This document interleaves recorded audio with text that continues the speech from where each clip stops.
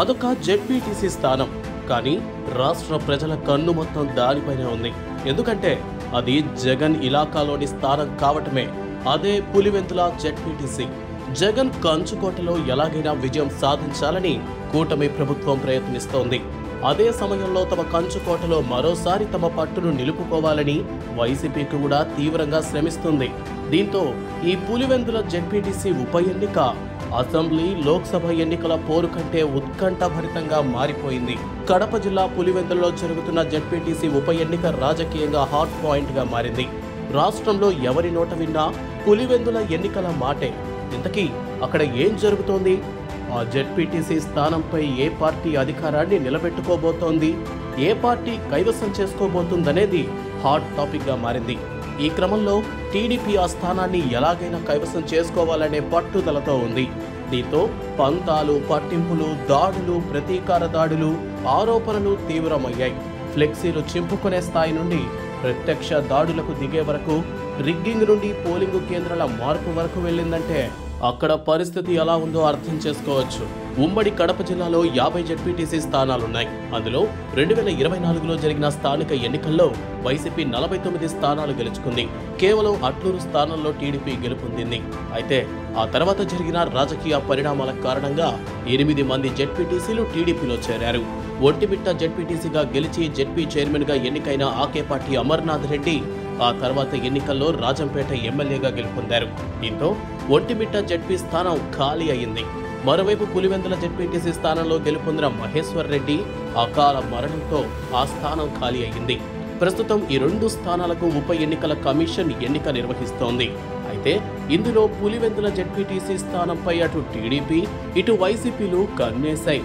ఎలాగైనా ఆ స్థానాన్ని గెలుపొందాలని తీవ్రంగా ప్రయత్నిస్తున్నాయి. ఈ క్రమంలో వైసీపీ తమ అభ్యర్థిగా దివంగత మహేశ్వర్ రెడ్డి తనయుడు హేమంత్ రెడ్డిని తమ అభ్యర్థిగా ప్రకటించగా, టీడీపీ నుండి బీటెక్ రవి సతీమణి లతారెడ్డిని బరిలో దించింది టీడీపీ. ఎన్నికల్లో ఎలాగైనా గెలుపొందాలని పార్టీ శ్రేణులకు టీడీపీ బాస్ చంద్రబాబు దిశానిర్దేశం చేశారు. దీంతో ఈ ఎన్నికను టీడీపీ శ్రేణులు ప్రతిష్టాత్మకంగా తీసుకున్నాయి. ఇలా జెడ్పీటీసీ స్థానం కోసం ఇరు పార్టీల నేతల మధ్య నువ్వా నేనా అన్నట్లు ఉద్రిక్తత నెలకొంది. పులివెందులలో 10,000 మంది ఓటర్లున్నారు. వారందరినీ తమ వైపుకు తిప్పుకోవాలని నాయకులు తెగ కష్టపడుతున్నారు. ఈ ఎన్నికలను టీడీపీ ప్రతిష్టాత్మకంగా తీసుకుందనే చెప్పాలి. ఎందుకంటే ఈ ఎన్నికలలో వైసీపీని ఓడిస్తే జగన్ మానియా తగ్గిపోయిందని, తమ ప్రభుత్వంపై నమ్మకం ఏర్పడిందని ప్రచారం చేసుకోవచ్చని టీడీపీ వ్యూహం. జగన్పై విజయం సాధించడానికి ఇదే సరైన సమయం అనే వాదనలు కూడా వినిపిస్తున్నాయి. మరోవైపు వైసీపీ కూడా దీనికి చాలా ప్రతిష్టాత్మకంగా తీసుకుంది. ఎందుకంటే జగన్ ఇలాకాలో సిట్టింగ్ స్థానాన్ని మరోసారి కైవసం చేసుకుని ప్రజలలో తమపై అభిమానం తగ్గలేదని, తాము పట్టు కోల్పోలేదనే నమ్మకాన్ని రాష్ట్ర ప్రజలకు కలిగించాలని ప్రయత్నిస్తోంది వైసీపీ. ప్రతి విషయంలోనూ ఇరు పార్టీలు చాలా జాగ్రత్తగా వ్యవహరిస్తున్నాయి. అల్లర్లు, దాడులు.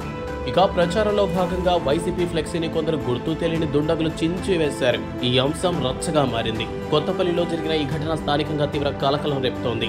గత వారం వైసీపీ వాహనాలపై టీడీపీ శ్రేణులు దాడులు చేయడం, ఆ దాడిని తీవ్రంగా ఖండిస్తూ వైసీపీ ఎంపీ అవినాష్ రెడ్డి ఆధ్వర్యంలో నిరసన ర్యాలీ జరిగింది.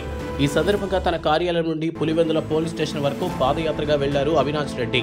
పులివెందులలో ఎన్నికలు సజావుగా జరిగేట్టు ఏర్పాట్లు చేయాలని పోలీసులకు విజ్ఞప్తి చేశారు.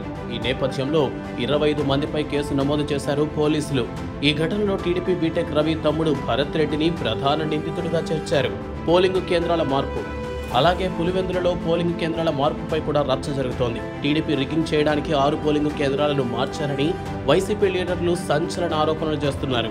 ఇలా మార్పు చేయడం వల్ల ఓటర్లు చాలా దూరం వెళ్లాల్సి వస్తుందని అభ్యంతరం వ్యక్తం చేస్తున్నారు. ఓటర్లలో భయాందోళనలు క్రియేట్ చేస్తున్నారని వైసీపీ అంశంపై ఎన్నికల సంఘానికి ఫిర్యాదు చేసింది. ఈ క్రమంలో వైసీపీ ఆరోపణలను తీవ్రంగా ఖండించారు టీడీపీ మంత్రి సవిత. పోలీసులను పెట్టుకుని ఎన్నికలు నిర్వహించే అవసరం తమకు లేదని, వారి విజయాన్ని తెచ్చిపెడతారని ఆశాభావం వ్యక్తం చేశారు. ఇలా మొత్తానికి పులివెందులలో జరుగుతున్న జెడ్పీటీసీ ఉప ఎన్నికల పోరులో నువ్వా నేనా అన్నట్లు వైసీపీ, టీడీపీలు పోటీ పడుతున్నాయి. వైసీపీ తన కంచు కోటలో మరోసారి జెండాను ఎగరవేస్తుందా, లేదా టీడీపీ తన పంతాన్ని నెగ్గించుకుని అధికారం చేజెక్కించుకుంటుందో వేచి చూడాలి.